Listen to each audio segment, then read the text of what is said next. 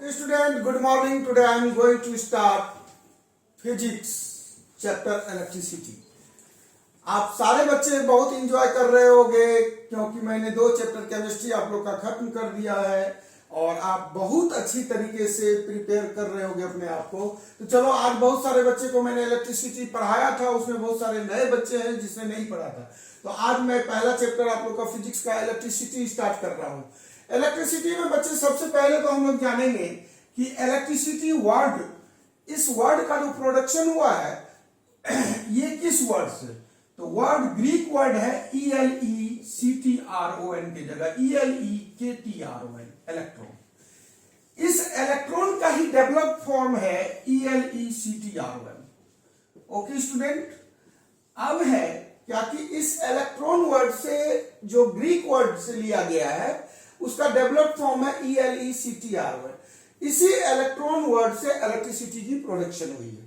तो अब हम बात करते हैं बच्चे कि आखिर इलेक्ट्रिक करंट है क्या, चार्ज है क्या, या पोटेंशियल डिफरेंस है क्या, जो मेन टॉपिक हमारा है। तो मेन टॉपिक है इलेक्ट्रिक करंट, पोटेंशियल डिफरेंस, फिर इसी दोनों पर बेस्ड आएंगे हम लोग ओम्स लॉ, रेजिस्टेंस। तो चलिए, ये 4 टॉपिक मेन है आपका इस चैप्टर का और इसी पर बेस्ड जितना भी टॉपिक होगा सब में यही फिजिकल क्वांटिटी आएगा। तो सबसे पहले हम लोग देखते हैं कि इलेक्ट्रॉन का अगर फ्लो होता है तो चार्ज का फॉर्मेशन होता है और चार्ज का फ्लो होगा तो करंट का फॉर्मेशन होगा, यानी एक चेन हो गया। तो आप देखेंगे कि इलेक्ट्रॉन का फ्लो होता है तो हम लोग लिखेंगे चार्ज है क्या। तो सबसे पहले हम लोग चार्ज की बात कर लेते हैं बच्चे। तो चार्ज के बारे में हम लोग ये अगर कहें कि charge is denoted by Q। Okay student, charge is denoted by Q and SI unit of charge what. तो सबसे पहले हम लोग तो ये लिख देंगे डेफिनेशन क्या हुआ चार्ज का। तो अगर हम बात करें कि चार्ज का डेफिनेशन क्या हुआ तो निश्चित तौर पर हम लोग बोलते हैं कि flow of electron is called charge. Flow of electron is called charge, is called charge. तो हम ये जान गए कि इलेक्ट्रॉन का अगर फ्लो होता है तो उसको हम लोग चार्ज कहते हैं। ठीक है बच्चे, अब ये तो बुकिश लैंग्वेज है कि हम लोग बोल देते हैं कि flow of electron is called charge. ठीक है, तो बुक में लिखा हुआ है। आखिर इलेक्ट्रॉन का फ्लो होता कैसे है, मेन हमको ये समझना है। तो चलिए, इसी बात पर आप लोग तो का तो केमिस्ट्री बहुत अच्छा है क्योंकि केमिस्ट्री बहुत अच्छी तरीके से आपने पढ़ा है। तो निश्चित तौर पर किसी भी एटम में इनर मोस्ट ऑर्बिट होगा, आउटर मोस्ट ऑर्बिट होगा, उसमें इलेक्ट्रॉन रोटेट करेगा, ये सारा चीज आप समझ गए हो। तो देखोगे जरा सा, सपोज करो कि आप में कोई भी 3 बच्चे हो। ठीक है, चलो सबसे पहले हम एक एटम पर चर्चा करते हैं। ये तो आप जानते हो एटम का न्यूक्लियस है, ये मान लो फर्स्ट ऑर्बिट है, ये सेकेंड ऑर्बिट है, चलो ये लास्ट ऑर्बिट ले लेते हैं। यहां पर एक इलेक्ट्रॉन है। ठीक है, चलिए इसको और बेहतर तरीके से समझने के लिए ये गर्ल्स पर सूटेबल होगा, जरा सा ध्यान दीजिएगा, डोंट माइंड। मैंने कहा कि ये गर्ल्स पर सूटेबल होगा। सपोज करो कि कोई गर्ल्स को ही हम सपोज कर लिए कि ये आउटर मोस्ट सेल में ये बैठी हुई है। सपोज करो कि कोई हिना है। ओके स्टूडेंट, चलिए एक अब है, ध्यान रखना है कि ये जो इलेक्ट्रॉन है आउटर मोस्ट सेल का, तो निश्चित तौर पर न्यूक्लियस के द्वारा फोर्स लग रहा है इस इलेक्ट्रॉन पर। इनर मोस्ट सेल में भी है, सेकेंड सेल में भी है और लास्ट सेल में भी है। और लास्ट सेल वाले इलेक्ट्रॉन को आप आउटर मोस्ट सेल का इलेक्ट्रॉन या वैलेंस इलेक्ट्रॉन भी बोलते हैं। तो ये जो है, तो आप गौर करो, आखिर इस पर कोई भी फोर्स बाहर से अगर लग गया तो सबसे पहले ये सब का तो ऑक्टेट कंप्लीट है, जैसा कि आपने केमिस्ट्री में पढ़ा। लेकिन ये सिंगल इलेक्ट्रॉन है जो न्यूक्लियस से डिस्टेंस बना करके है। तो निश्चित है कि न्यूक्लियस का सबसे कम फोर्स इसी इलेक्ट्रॉन पर लगेगा। तो ये क्या करेगा, निश्चित तौर पर इस इलेक्ट्रॉन को हटा देगा। अगर फोर्स लगा तो इलेक्ट्रॉन जैसे हटेगा तो हो सकता है अपने नेबरिंग सेल में चल जाएगा। चलिए नेबरिंग सेल में, लेकिन नेबरिंग सेल में जैसे ही इन करेगा बच्चे, तो यहां भी तो एक इलेक्ट्रॉन ऑलरेडी है बाहर में। मान लो हीना की जगह ये नीना है, दूसरा इलेक्ट्रॉन। इसी तरीके से फिर ये आगे हम लोग अगर देखें तो नेक्स्ट हम लोग ये देखेंगे कि आगे भी एक एटम होगा, ठीक है, और इसके जगह भी एक इलेक्ट्रॉन आउटर मोस्ट शेल में है। तो हम क्या देख रहे हैं, एक फोर्स लगा, ये यहां आया, अब electron electron electron electron overall देखें इलेक्ट्रॉन का फ्लो हो रहा है। अब गौर कीजिए इलेक्ट्रॉन का फ्लो हो रहा है, फ्लो कहां, इलेक्ट्रॉन पर कौन सा चार्ज, नेगेटिव चार्ज। इलेक्ट्रॉन का फ्लो देखिए कहां से कैसे हो रहा है, ऐसे आया। ओके स्टूडेंट, इस तरीके से इलेक्ट्रॉन का फ्लो होना स्टार्ट हुआ। यही हमने कहा कि इलेक्ट्रॉन का जैसे जैसे फ्लो हुआ तो इलेक्ट्रॉन का फ्लो जो हो रहा है निगेटिव टर्मिनल से पॉजिटिव टर्मिनल की ओर। तो इसी निगेटिव टर्मिनल से पॉजिटिव टर्मिनल की ओर जो फ्लो हुआ इसी को हमने चार्ज कहा।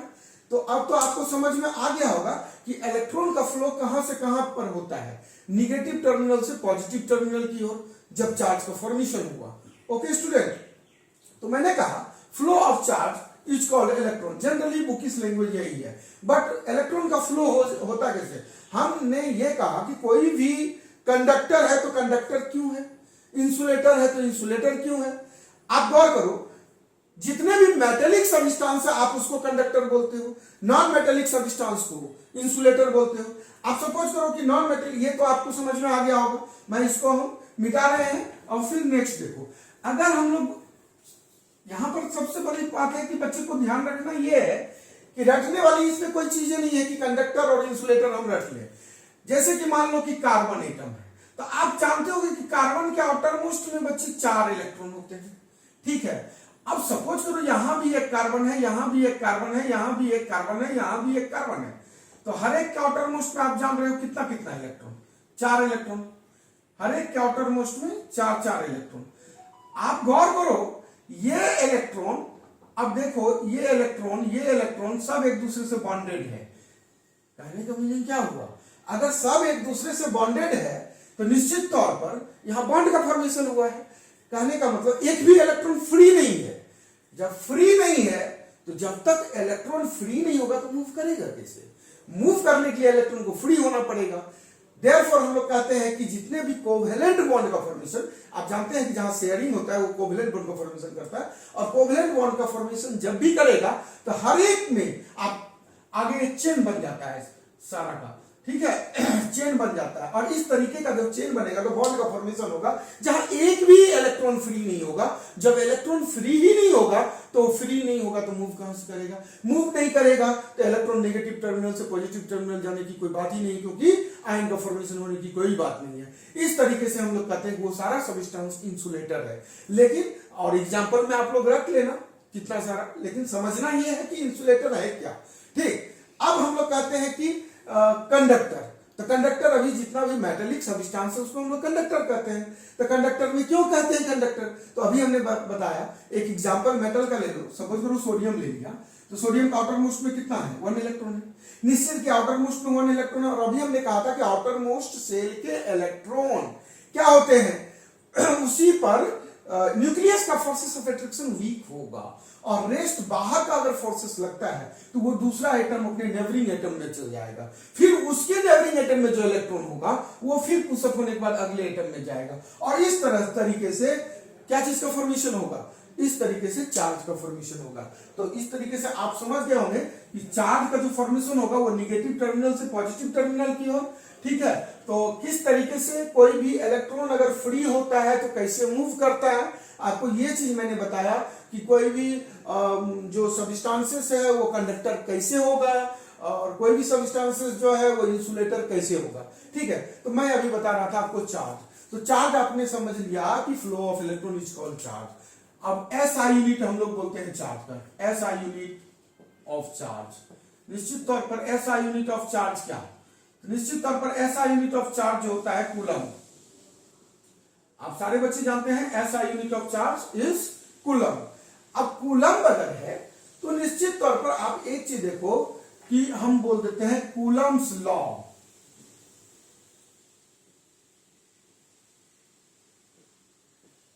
अब क्वेश्चन ये है कि कूलम अगर ऐसा यूनिट हुआ चार्ज का तो कूलम्स लॉ क्या हुआ। तो कूलम ने एक लॉ दिया था बच्चे, उसने कहा था कि किसी भी 2 पार्टिकल का जो चार्ज होगा, सपोज करो एक पार्टिकल ए है, सपोज करो दूसरा पार्टिकल बी है, इसका चार्ज सपोज करो Q1 है, इसका चार्ज सपोज करो Q2 है। दोनों पार्टिकल का चार्ज हो सकता है बच्चे, ध्यान देना, हो सकता है ये पॉजिटिव चार्ज हो दोनों। Okay student. दूसरा फिर एक देखो, हो सकता है ये ए बी दोनों निगेटिव चार्ज हो। Okay student. हो सकता है ये ए बी एक पॉजिटिव हो और एक निगेटिव हो। ठीक है, तो तीन कंडीशन यहां बन रहा है चार्जेस का। किसी भी दो पार्टिकल के बीच अगर चार्ज लग रहा है, चार्जेस कोई भी दो पार्टिकल अगर चार्ज है तो उस चार्ज में देखना होगा कि क्या दोनों सेम चार्ज है, या तो दोनों पॉजिटिव हो सकता है, या तो दोनों निगेटिव हो सकता है, और या दो डिफरेंट चार्जेस हो सकता है। आप ऑलरेडी जान रहे हो कि चाहे वो सेम चार्जेस हो चाहे वो डिफरेंट चार्जेस हो, दोनों ही कंडीशन में फोर्स जरूर लगेगा। एक रिपल्सिव फोर्स होगा, एक अट्रैक्टिव फोर्स होगा। ठीक, तो हम जान रहे हैं कि same charges repels each other, तो जो सेम चार्जेस वाला बॉडी होगा एक दूसरे को रिपल्सिव फोर्स लगेगा। निश्चित है, इस पर फोर्स इस डायरेक्शन में लगेगा, इस पर फोर्स इस डायरेक्शन में लगेगा, इस पर फोर्स इस डायरेक्शन में लगेगा, इसके अपोजिट डायरेक्शन में एक फोर्स लगेगा। लेकिन अगर यहां पर बात करें तो ये अट्रैक्टिव फोर्स होगा, ये फोर्स इधर आएगा, ये फोर्स इधर आएगा, दोनों अट्रैक्टिव फोर्स होगा। कहने का मतलब कूलम्ब्स लॉ ने कहा क्या कि दो पार्टिकल, कोई भी दो पार्टिकल अगर चार्ज पार्टिकल है तो दोनों के बीच लगने वाला जो फोर्स होगा, फोर्स का जो मैग्नीट्यूड होगा वो डायरेक्टली प्रोपोर्शनल होगा किसके, दोनों चार्ज बॉडी, दोनों पार्टिकल के बॉडी का जो चार्ज है उसके प्रोडक्ट का। Okay student.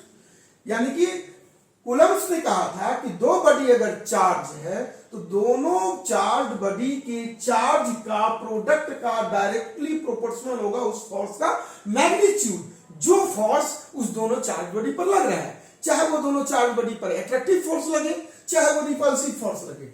और दूसरा उन्होंने कहा था, कूलम्ब्स ने कहा, तो कूलम्ब्स ने कहा था कि F यानी कि मैग्नीट्यूड ऑफ फोर्स दोनों चार्ज बॉडी के बीच के डिस्टेंस, ठीक है, मान लो बीच का डिस्टेंस r है, तो दोनों चार्ज बॉडी के बीच के डिस्टेंस का इनवर्सली प्रोपोर्शनल होगा। Okay student. तो इसको इक्वेशन 2 सपोज कर लिया। ठीक है, कूलम्ब ने कहा कि ये दो बातें कही थी। अब अगर कंबाइनिंग 1 और 2, फर्स्ट और सेकेंड को अगर हम लोग कंबाइन कर दे बच्चे, कंबाइनिंग 1 और 2, 1 और 2 को अगर कंबाइन करोगे तो force directly force proportional to the Q1 Q2 by R square.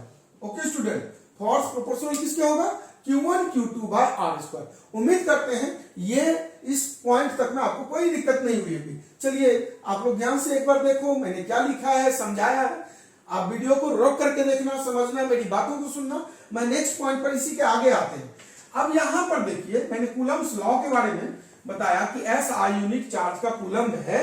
तो कूलम्ब एक साइंटिस्ट थे जिन्होंने एक लॉ दिया था कि अगर दो बॉडी चार्ज है तो दोनों चार्ज बॉडी के चार्ज का प्रोडक्ट का डायरेक्टली प्रोपोर्शनल होगा उस फोर्स का मैग्नीट्यूड, और उस दोनों चार्ज बॉडी के बीच के डिस्टेंस के स्क्वायर के इनवर्सली प्रोपोर्शनल होगा उस फोर्स का मैग्नीट्यूड। जब कंबाइन कर देते हैं दोनों को, force proportional Q1 Q2 by R square.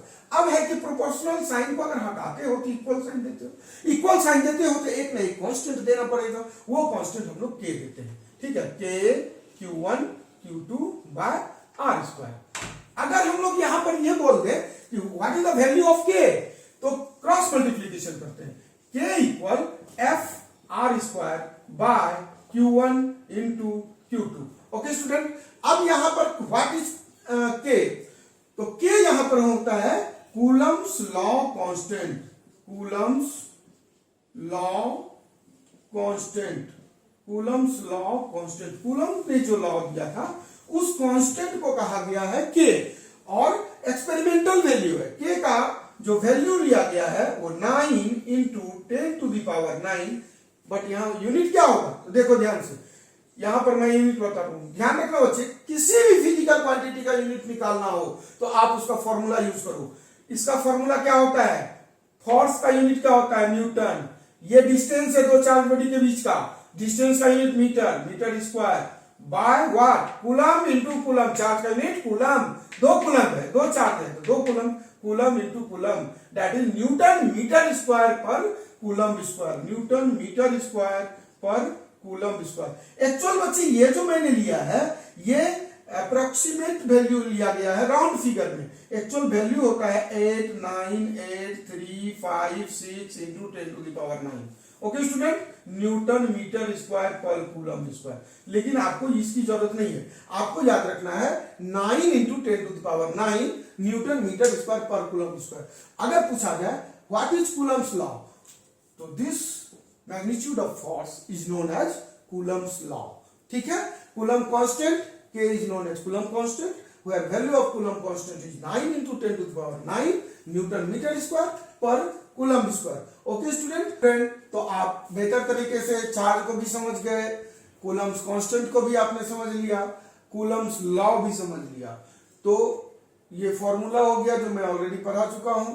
इस फॉर्मूला को डिफाइन कैसे करोगे मैं वो बता दिया। ठीक है, F क्या है, तो इलेक्ट्रिक फोर्स के कूलम कांस्टेंट Q1 Q2 दो चार्ज बॉडी और R दोनों चार्ज बॉडी के बीच का distance. Okay student, note down, have a nice day.